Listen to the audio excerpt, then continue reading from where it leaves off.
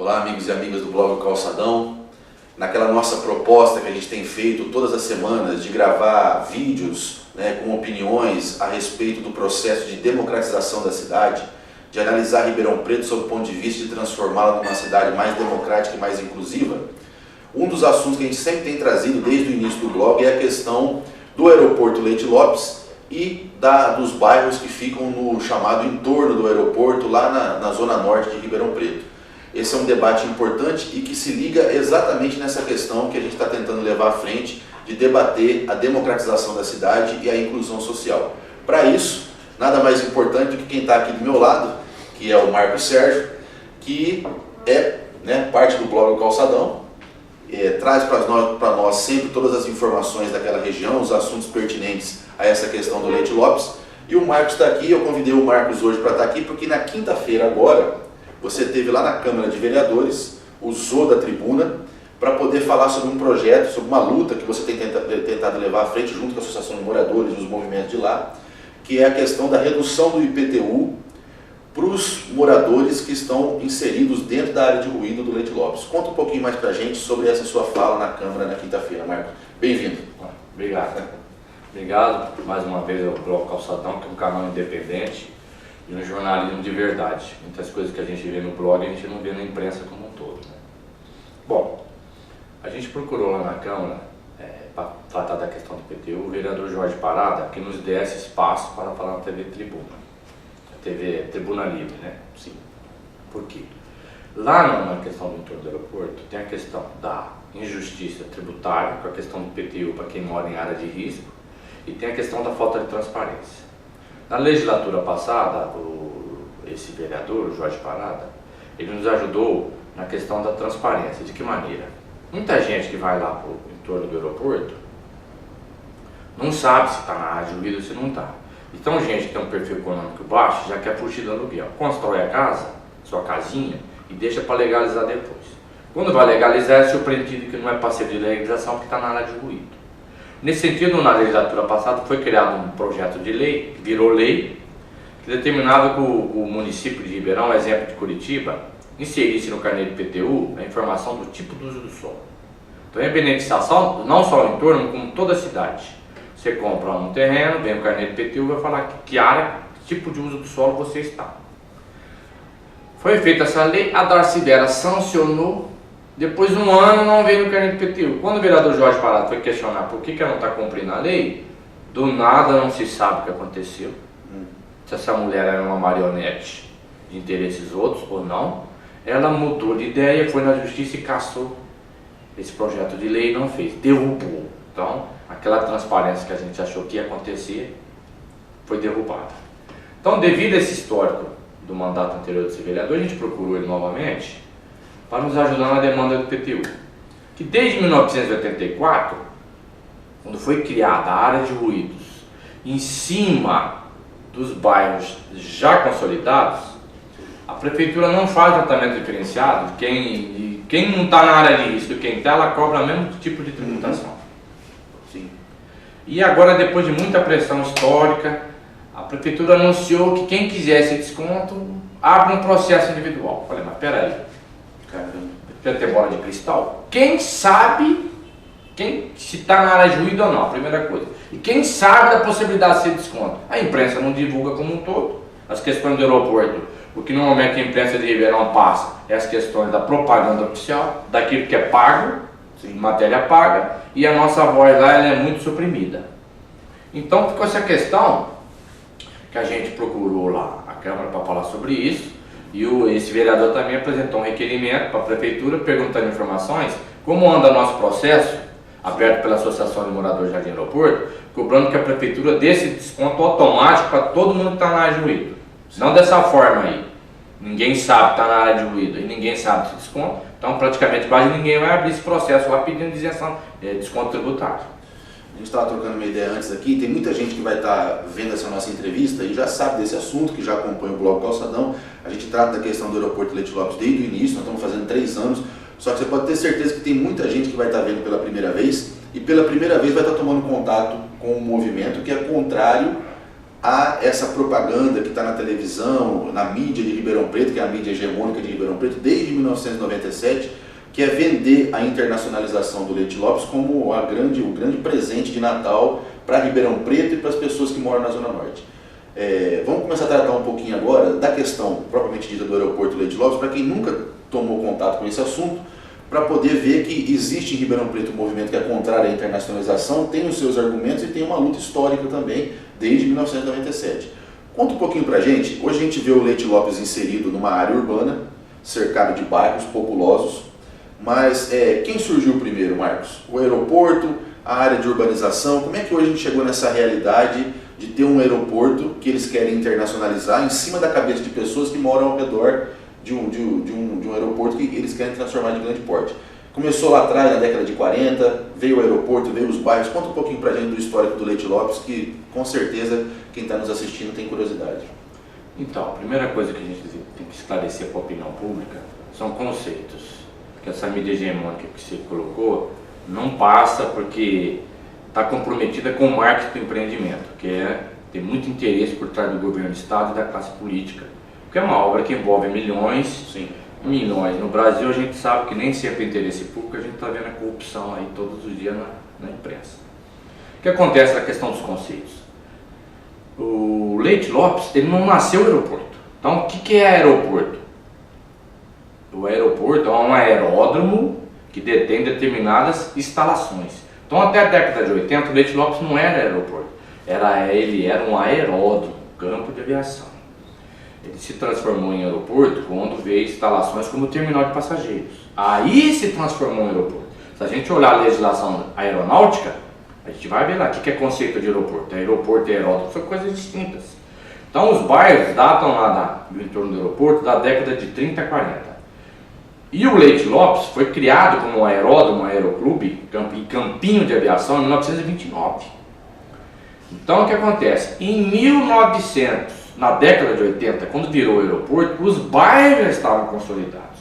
Quando ele se transformou em aeroporto, aí ele criou o que chama zonamento de ruído, que começou a aumentar o tráfego de aeronave no Leite Lopes. Aí criou uma área de ruído em cima dos bairros já consolidados. Então a injustiça que se comete por essa mídia hegemônica que não leva informação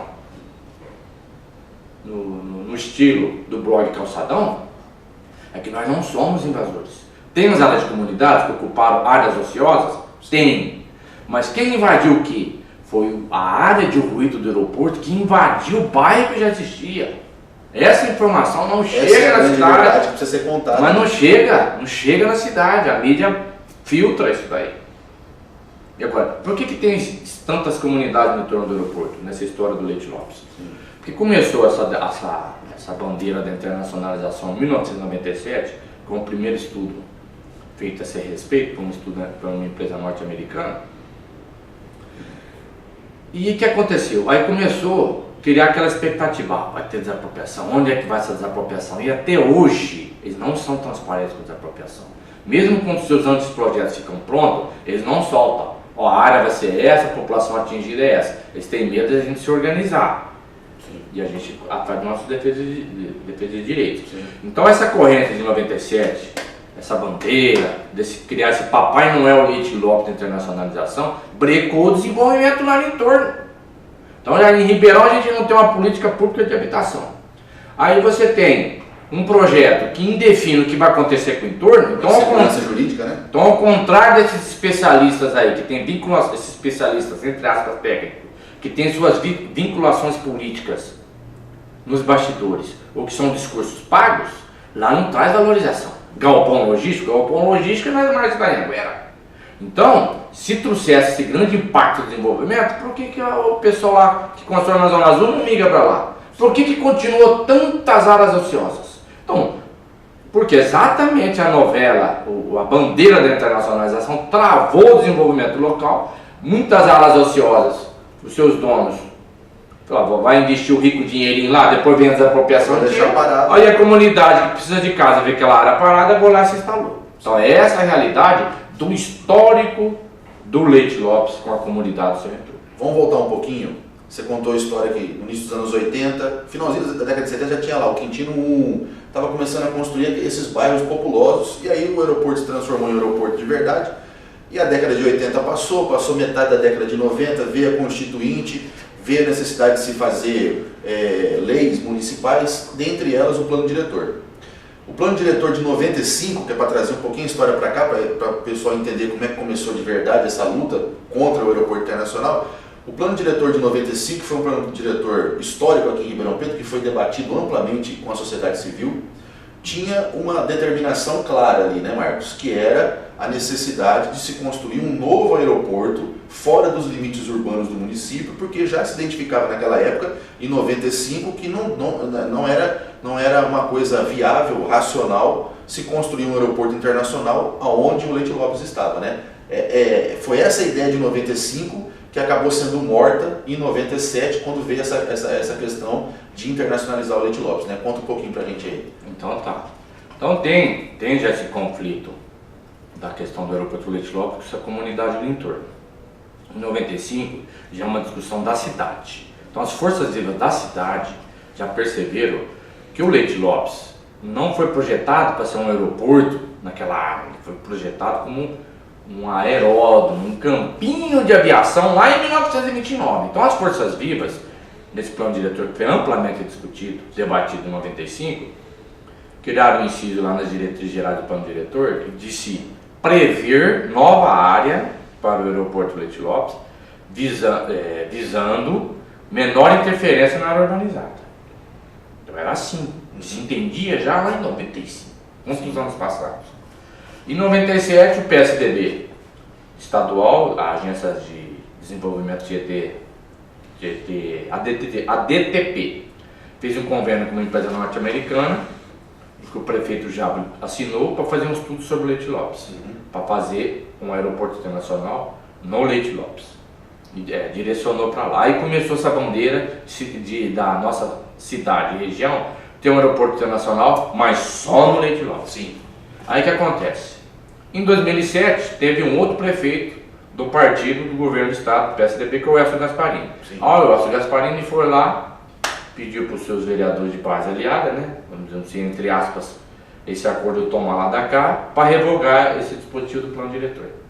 Então a gente está fazendo tratativas na Câmara agora com outro vereador, que é o Luciano Mega, que está disposto a lutar para reinserir essa diretriz novamente no plano diretor da construção do novo aeroporto. Porque ao contrário do que diz a mídia hegemônica, o projeto de internacionalização do Leite Lopes é um projeto inviável. O movimento que é contra a internacionalização do Leite Lopes mostra que é um projeto inviável, desapropriar aquela quantidade enorme de pessoas, fazer um aeroporto de grande porte em cima da cabeça dos ribeirão-pretanos, né? E tem questão, inclusive, questão técnica, né? De pouso e decolagem, os morros que tem aqui no Jardim Paulista. Vocês têm dentro do movimento, que inclusive tem um blog, né? A gente vai até divulgar o blog, já divulgamos várias vezes. Vamos divulgar de novo o blog do movimento para que você entre lá, leia os artigos e se informe melhor dos argumentos, né?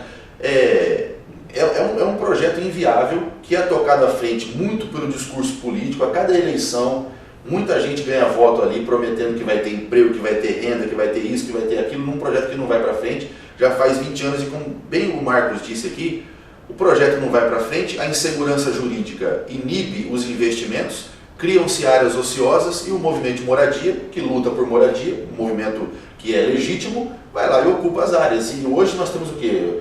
15 comunidades, mais cerca de 20. Cerca de 20 comunidades no entorno do Leite Lopes, criando um problema social que poderia ter sido resolvido em 2000 se a gente tivesse levado à frente aquilo que o plano diretor de 95 tinha dito para a gente, né, Marcos? Então acontece o seguinte, as questões da inviabilidade de se ter um aeroporto de cargas ali no Leite Lopes. Na década de 40, 1945, existia um engenheiro urbanista que propôs no plano diretor da cidade, já que se fosse aquele aeroporto, em 1945, ele ter várias vezes o tamanho que ele tem, desapropriar uma grande área do entorno. Isso em 45. 45, quando os bairros ainda estavam no seu início, que aquela área era pequena para o aeroporto. Foi uma visão do engenheiro urbanista, um cidadão que em 45 falou que a área já era pequena para o aeroporto. 1945. Em 95 teve essa demanda. Aí começou a bandeira da internacionalização. A internacionalização é um discurso mentiroso de se enganar a opinião pública que tem o apoio dessa mídia hegemônica, sim, que tem um patrocínio, a propaganda paga. Qual que é o objetivo? É uma obra que é do Estado e tem interesse em privatizar, transferir essa concessão. Toda vez que o governo quer privatizar alguma coisa, isso é precedido de um discurso de convencimento. Então gastou-se muito em convencer a cidade de Ribeirão que o aeroporto internacional é necessário, mas lá no Leite Lopes. Sim. E por que não é? Vamos falar para a cidade, por que não é?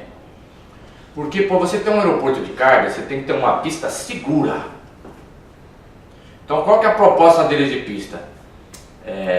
2.100 metros, mas a gente sabe que o recuo que eles querem construir lá, eles vão usar 2.600. Mesmo que você tivesse uma pista de 2.600, é uma pista curta para a operação de aeronaves cargueiras. É eu que estou falando, não é. Tem tabela do comando da aeronáutica que fala comprimento mínimo para aeronaves cargueiras. Tem os engenheiros ambientais, como o engenheiro Lênin, o professor Marcelo da USP, que dão amparo nisso. Então, por que a gente fala Congonhas em Ribeirão não? Que inclusive o blog do movimento chama isso. Sim. Porque você operar aeronaves cargueiras em pista curta, gente, é uma loucura. Mas é a ganância desse povo que ocupa. É a ganância, a soberba, é a arrogância de quem tem o cargo na mão, de quem tem a mídia na sua mão, de vender uma ilusão para a cidade e esconder.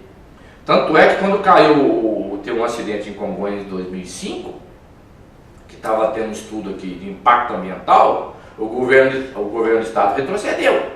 Sim. Teve um acidente lá, tava toda essa onda, esse Papai Noel Leite Lopes, essa bandeira estava lá no máximo.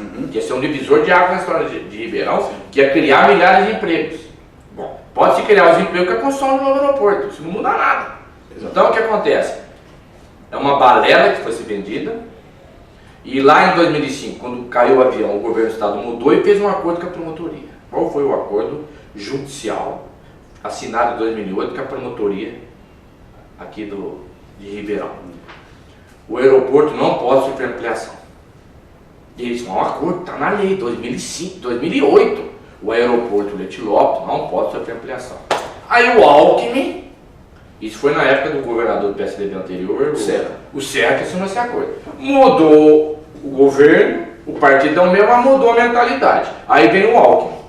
Qual que foi o artifício? Eu não sei o que a gente pode taxar. Malandragem, a gente está ofendendo o governo do estado. Mas qual foi o artifício? O Alckmin vendeu o aeroporto. Ele criou um artifício chamado deslocamento de pista. O que é esse deslocamento de pista? Você tem 500 metros lá da pista do aeroporto, próximo ao Quintino, então nós vamos deixar de usar o artifício deles. Deixar de usar esses 500 metros é um recuo. E vamos aumentar 500 aqui. Então, falar, a pista é 2.100, na teoria deles, na tese enganosa deles, o aeroporto vai continuar com 2.100, porque é 2.600, mas 500 é recuo. Só que existe uma informação técnica, vamos cair na questão dos conceitos, que não vai para a população. Que o nome técnico para comprimento de pista chama comprimento ASDA, A-S-D-A. Isso é o nosso engenheiro do movimento que nos colocou. Que não é essa geometria de pista, você tem 2.100, desconta 500 do 2.600, menos 500 do recuo, passa 2.100. Então não aumentou, só deslocou. Mentira. Então eu desafio qualquer engenheiro do Brasil que tiver um mínimo de seriedade de desmentir o que eu vou falar agora. Se você tiver pousos e decolagens no sentido da cabeceira 36, que é lá no parque, na direção do Parque Permanente de Exposições. Se você tiver pouso, avião pousando, ou decolagem pela cabeceira inversa do Quintino 1, que é a cabeceira 36, lá no Jockey Club, o comprimento de pista ASDA considera esse recuo de 500 metros ou não? Considera sim, e se considera, então 500 metros do recuo faz parte do comprimento de pista e a pista está aumentada assim. Então não vem enganar não. Pior que mente, engana milhões por causa dessa questão, não sei se eu vou falar essa mídia hegemônica, é corrupta, é paga, o que é, graças ao bom Deus que ainda tem gente que luta, que tem esperança, por isso que o mundo acha que Sim.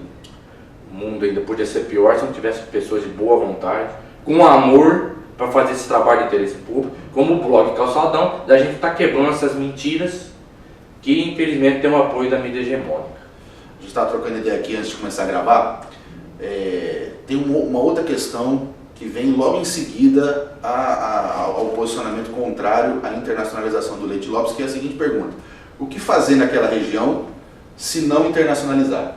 Vai deixar o aeroporto como está? Vai tirar completamente o aeroporto de lá? E o que colocar no lugar para poder gerar o emprego, a renda e dar o desenvolvimento que a população da Zona Norte merece, que os bairros do entorno merecem e que é necessário para poder desenvolver, inclusive, a cidade de Ribeirão Preto? Tem várias propostas nesse sentido, né, Marcos? O Blog Calçadão leva à frente a proposta de transformar toda aquela região numa área de interesse social, inclusive usando os equipamentos públicos que estão lá, o próprio Jockey Club que você citou, o Parque Permanente de Exposições, a própria área do aeroporto, transformando aquela região numa área de interesse social. Inclusive a gente já levou essa proposta em artigo aqui no Blog Calçadão. Você pode criar programas de microcrédito, economia solidária, cooperativas populares para fazer inclusive a relação com o pessoal dos assentados da Fazenda da Barra, que já estão produzindo na técnica de agrofloresta, que podia fazer esse, ou seja, nós defendemos a ideia que transformar aquela área numa área de interesse social e com microcrédito e economia solidária geraria muito mais emprego e renda do que um aeroporto internacional, que vai tirar inclusive aquela população de lá, porque o aeroporto, os empregos que vão ser criados no possível aeroporto internacional não é para aquela população que está ali. Inclusive a gente já tem debatido isso há tanto tempo.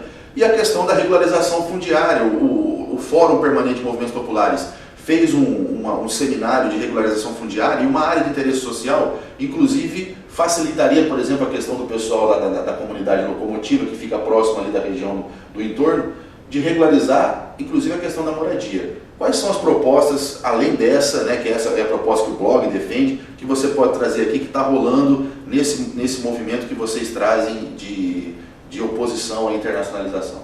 Essa proposta do blog é muito boa, vai de encontro ao movimento Pro Novo Aeroporto, principalmente nós, militantes lá do entorno, que participamos do movimento Pro Novo Aeroporto. Que a luta do movimento Pro Novo Aeroporto é que Ribeirão, a exemplo de outras cidades como Bauru, tem um segundo aeroporto.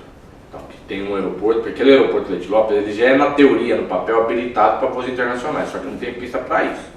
Então, Ribeirão constrói um segundo aeroporto, e aquele lá fazer o que com ele se Ribeirão construir um novo aeroporto? Ele pode, tem corrente dentro do movimento, que prega a sua desativação, desativa, vende o que tem lá, investe tudo no outro aeroporto. Tem corrente que fala não, faz um novo aeroporto e permanece aquele lá só com uma aviação executiva, retrocede aquele pouco uso que tinha nas suas origens. São correntes. Agora, na construção de um novo aeroporto, o ideal é que se tivesse a questão daquela área do entorno da cidade ter um interesse social. Por que hoje não tem? Vou explicar por que hoje não tem. Exatamente porque esse Papai Noel, que é o presente de igreja, o Papai Noel Leite Lopes da internacionalização. O projeto de internacionalização define as áreas desapropriadas, quem tem área não investe, fica ociosa, a comunidade vem e bate. Por que o interesse social bate de frente com a questão da internacionalização?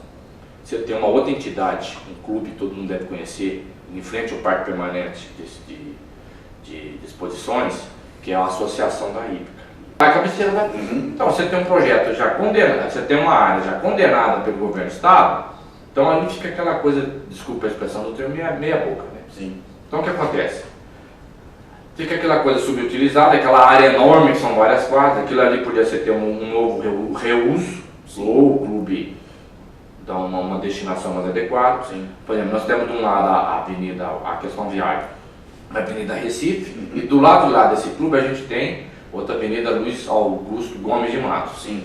Esse clube podia ser quebrado no meio ali, se tiver um novo interligado. Benefício do sistema viário. Você tem dentro dessa área do interesse social, que o Leite Lopes, essa bandeira, se cair da internacionalização, que tiraria todas essas travas desse clube que fica travado. O parque de exposições, por exemplo, ali é um instrumento de arrecadação financeira, só com eventos na madrugada, gerando poluição sonora e desassossego público no entorno.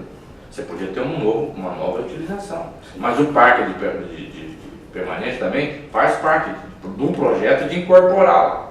Então tudo fica travado por causa dessa bandeira mentirosa do Papai Noel Leite Lopes. Infelizmente tem um apoio da mídia hegemônica. Tem uma outra coisa que Ribeirão Preto não tomou conhecimento, se tomou conhecimento foi pouco, porque não saiu na mídia. Houve, há uns 2 anos atrás, uma reunião, inclusive na igreja, lá da Avenida Recife, como é que chama a paróquia? Igreja Maria Mãe do Povo. Maria Mãe do Povo, envolvendo grande parte das comunidades que estão lá, envolvendo os moradores. Acho que deu mais de 200 pessoas nessa conversa. Foi uma conversa que envolveu o movimento contra a internacionalização, envolveu os engenheiros, envolveu promotores, envolveu sociedade civil, envolveu ONGs que trabalham ali, e que o debate era exatamente esse, né? O debate em torno da oposição à internacionalização e uma proposta que, se fosse criar um aeroporto internacional fora dos limites urbanos, aonde seria? E ali surgiu um projeto, existe um projeto de criar um aeroporto internacional que ligue o eixo São Carlos, Araraquara e Ribeirão Preto, e esse aeroporto seria construído numa área fora dos limites urbanos, próxima à cidade de Rincão, e que contemplaria a questão empresarial, a questão de logística, a questão de desenvolvimento econômico para as 3 cidades. Se a gente olhar hoje, recentemente foi criada aqui na região a região metropolitana. Hoje em dia é mais do que possível você dialogar regionalmente para fazer um aeroporto internacional fora dos limites urbanos e resolver essa questão, né, Marco? Então seria, se tivesse diálogo com a região metropolitana, vai ter muita disputa, bairrismo na cidade, que a gente não sabe nos bastidores. O que acontece? A questão de onde seria, tem muitas áreas. Vou aproveitar aqui para agradecer o Partido dos Trabalhadores, que foi uma iniciativa que o partido tem, chamada Roda de Conversa, e o partido levou essa iniciativa de promover esse encontro lá nessa igreja que você mencionou. Sim. A Fora Rincão, que está a cerca de 40 quilômetros, eu tenho uma opinião, aí é uma opinião pessoal minha, não é? Aí é uma questão de discussão, de audiência pública e tal.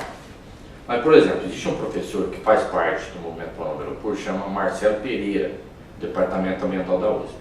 Ele fez um estudo crítico de todos os estudos que foram feitos no Leite Lopes, inclusive esse estudo que ele fez está lá na ação judicial, que questiona a questão do aeroporto ali, da internacionalização no Leite Lopes, da promotoria do urbanismo.